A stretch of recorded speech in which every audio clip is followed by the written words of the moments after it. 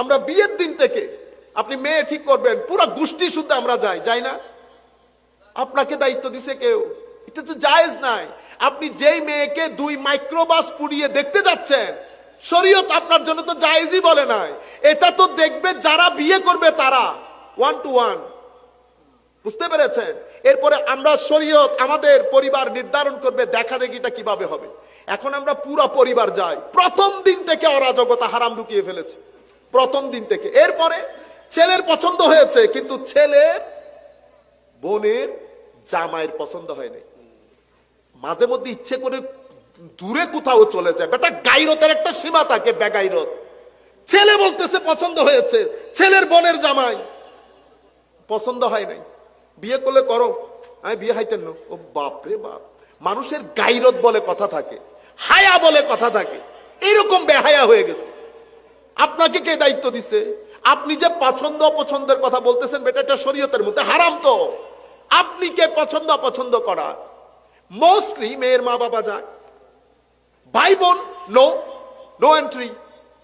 বুঝতে পেরেছেন? শুরুর দিন থেকে। এরপরে আপনারা 2-3 মাইক্রো গিয়ে হোটেলের মধ্যে দেখে বিসমিল্লাহ করে জানাই দিয়েছেন মেয়ে পছন্দ হয় নাই।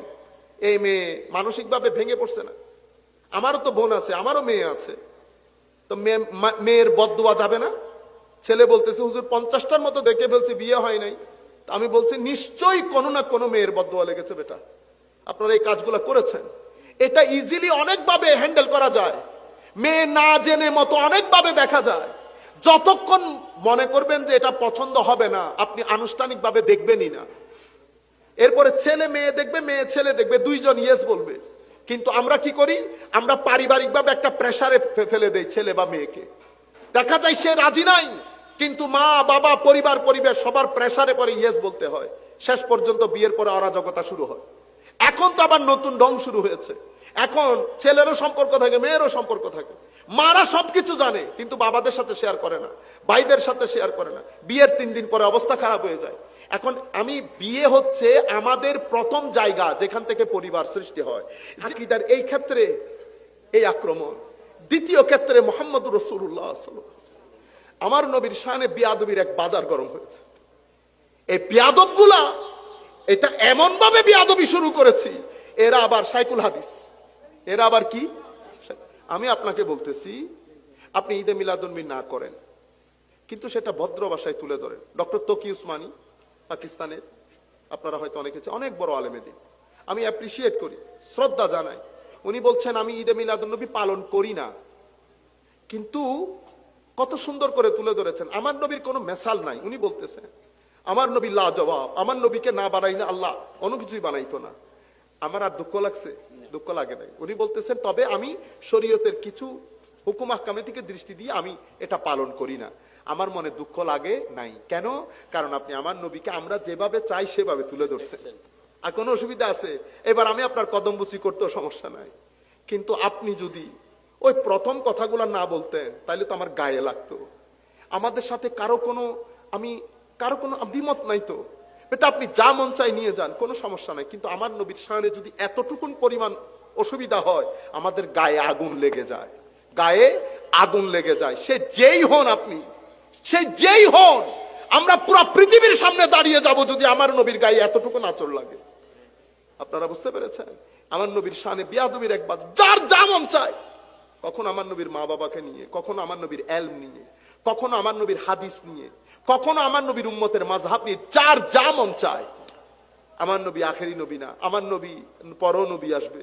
আমার যার যা মন চায় বলে যাচ্ছে।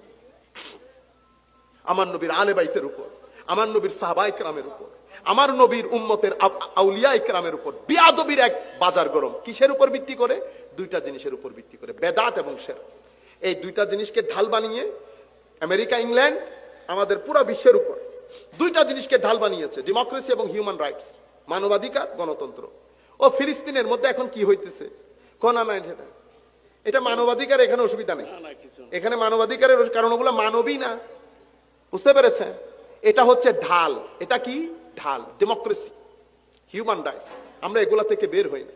মাঝে মধ্যে আমার ইচ্ছা করে কাশ আমাদের যদি থাকতো শক্তি, চোখে চোখ রেখে বলতে পারতাম, হ্যাঁ, যে ডেমোক্রেসি শিক্ষা দিতে হবে না। আপনার কাছ থেকে আমি ডেমোক্রেসি শিক্ষা নিতে হবে না, আপনার কাছ থেকে মানবাধিকারের শিক্ষা নিতে হবে না। Let us define, okay, let us define ourselves based on our culture, customs and our morality, our ethical values. আপনি কে? Who are you to teach me? আমি আপনার কাছে কেন শিখতে যাইবো? আমার কি কোনো অসুবিধা আছে? আপনি কোন পুকুরের মাছ? কিন্তু এই কথাগুলো চোখে চোখ রেখে বলার মতো কেউ নাই। দোয়া করি আল্লাহর দরবারে, আল্লাহ সেই ধরনের কিছু বেনিয়াজ মানুষ আমাদেরকে দান করুক। আমি সেটা জিয়াউর রহমান হোক, সেটা শেখ মুজিবুর রহমান হোক, জাতির পিতা শেখ, আমি একবার কিছুদিন আগেও দেখছি ভিডিওটা, দিল ভরে যায় না। উনি বিবিসি সাংবাদিককে ইন্টারভিউ দিচ্ছেন, পায়ের উপর পা তুলে এভাবে বসছেন, ওই চুরুট একটা আছে না, এটা মুখের মধ্যে, এটা হচ্ছে আপনার অ্যাটিটিউড। আপনি বুঝাইতে চাচ্ছেন এত গরিব মনে করিস না আমারে। সিনার ভিতরে যদি সততা থাকে, দাপট থাকে, আপনারা বুঝতে পেরেছেন? আমার দিল ভরে গেছে জিনিসটা দেখে, বুঝতে পেরেছেন? আমি আপনাদেরকে বলতে চাচ্ছি, এই যে চোখে চোখ রেখে কথা বলা, এই জিনিসটা আমাদের থেকে হারিয়ে যাচ্ছে, বুঝতে পেরেছেন? তো এরা কি করে? মানবাধিকার শিখাইতে আসে, এগুলা করে আমাদের এখানে যত ধরনের অরাজকতার সৃষ্টি সবকিছু হচ্ছে। আবার একই জায়গার মধ্যে আমাদের এই ভাইগুলা আল্লাহ রসুলের শানে, আউলিয়া ইকরামের শানে, আউলিয়া ইকরাম বলতেই বেদাতি। কেন জানেন? কারণ পৃথিবীকে ধরে রাখার জন্য শক্তিশালী প্যারেক হচ্ছে পাহাড়। প্যারেক কে? পাহাড়। আপনি পাহাড় কাটবেন, পৃথিবীর প্যারেক তুলে ফেলার মতো। অনুরূপ ভাবে ঈমানের প্যারেক হচ্ছেন আউলিয়া ইকরাম। আপনি আউলিয়া ইকরামের দরবারে যাবেন, চার্জড আপ হয়ে যাবে। আমি এক জায়গার মধ্যে ছিলাম, আমাকে আমাদের কমি ঘরানার আলেম বলতেছেন, এটা না না এরকম হয় না তো হুজুর। আমি বললাম আমার সাথে আসেন, আমি আপনাকে মাজারে নিয়ে যাব। যদি আপনার ভিতরে চার্জ আপ না হয়, আমি মাজারের ওলিকে জিজ্ঞেস করব কেন করলেন না চার্জ। আপনারা বুঝতে পেরেছেন? আল্লাহর ওলিরা কি মারা যায়? মারা যায়। আমি ওনারও জিজ্ঞেস করছি মারা যায় মনে করেন?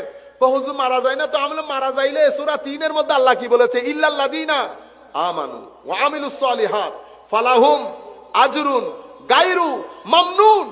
আমার আল্লাহ তাদের প্রতিদান রেখেছে, যেই প্রতিদান কখনো বন্ধ হবে না। গায়রে মামনুন মানে গায়র মাকতু, বন্ধ হবে না। তো প্রতিদান বন্ধ হবে না, কিন্তু প্রতিদান যাকে দিবে উনি বন্ধ হয়ে যাবেন। এটা তো কমন সেন্স। এগুলো পর বোঝার জন্য অনেক বড় জ্ঞানী হইতে, আমরা তো সাধারণ মানুষ, আমরা কোনো আলেম ওলামা না। কিন্তু আমাদের জাতিকে মিসগাইড করা হচ্ছে। ছেলেরা, নতুন প্রজন্ম, তরুণ প্রজন্ম, যারা মা বাবাকে সম্মান করে না, বড়দেরকে সম্মান করে না, তাদের সামনে যদি আপনি নবীকে একেবারে আমাদের কাছে নিয়ে আসেন, তো তারা আমার নবীর সম্পর্কে বেয়াদবির শুরু করবে না? এই ঘটনাটা জাতির মধ্যে ঘটছে। কিন্তু আপনি কোরআন সম্পর্কে সামান্য পরিমাণ কথা বললে আপনি গুস্তাখ হয়ে যান। কিন্তু কোরআন যেই নবীর উপর নাজিল হয়েছে, সেই নবীর শানে রাত দিন বেয়াদবি করে আপনি শাইখুল হাদিস থেকে যান।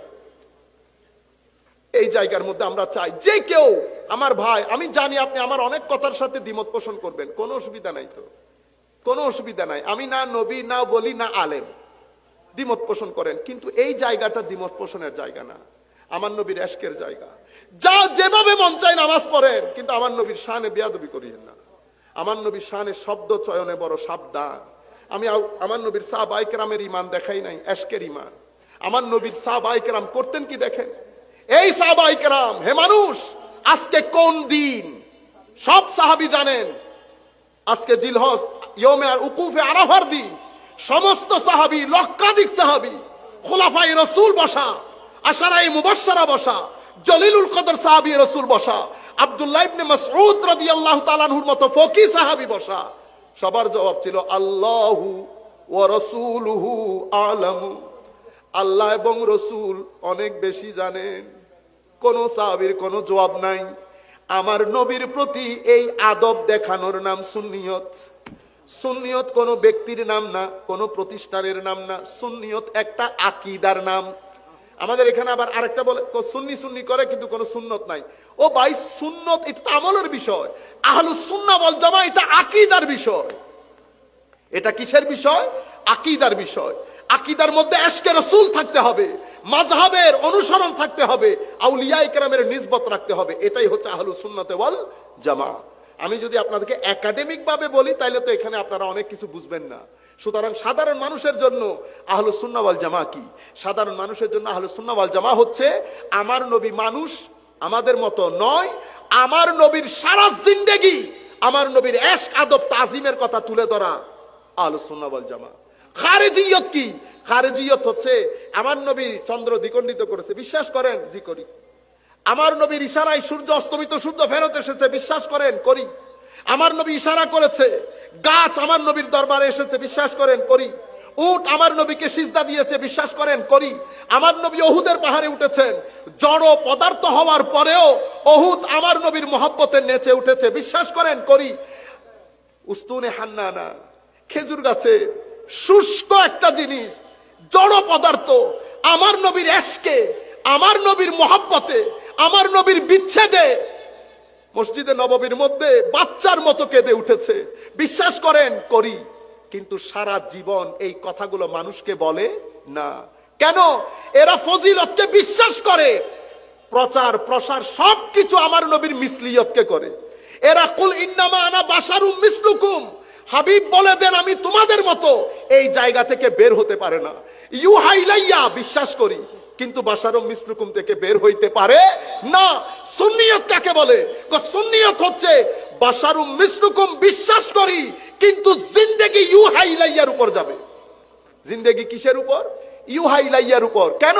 আমার নবীও আমাদেরকে এটাই দেখিয়েছে, আমার নবী আমাদেরকে এটাই দেখিয়েছেন। আমার নবী বলেছেন আইয়ুকুম মিসলি, বুখারী মুসলিম শরীফের রওয়ায়াত, কে আছে তোমার মধ্যে, তোমাদের মধ্যে আমার মতো? আমি তোমাদের কারো মতো নই।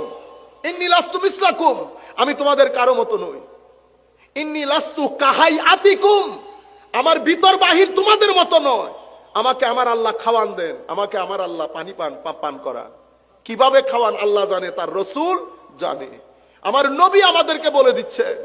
কিন্তু বর্তমানে আমরা এই বাশারুম মিসলুকুম, যার কারণে বছরের পর বছর ওয়াজ, বছরের পর বছর ওয়াজ, মিলাদুন নবীর মাস যায়, আমার নবীর এই বুখারী শরীফের ওই হাদিসগুলো আসে না, মুসলিমের রেওয়ায়ত আসে না, আমার নবীর বরকতের ওয়াজ, আমার নবীর ঘাম মুবারকের ওয়াজ, যেগুলা শুনলে মানুষের অন্তরে আমার নবীর এশক জাগ্রত হবে, রবিউল আউয়াল যায় নাই।